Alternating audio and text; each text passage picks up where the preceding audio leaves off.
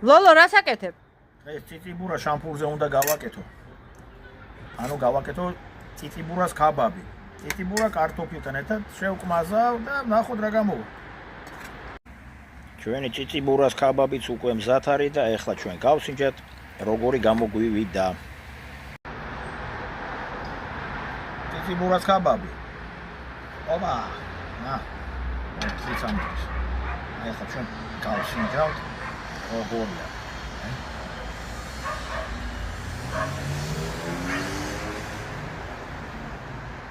გემონალთ არ გამისინჯე, პირველად თქვენთან ერთად გავსინჯავ.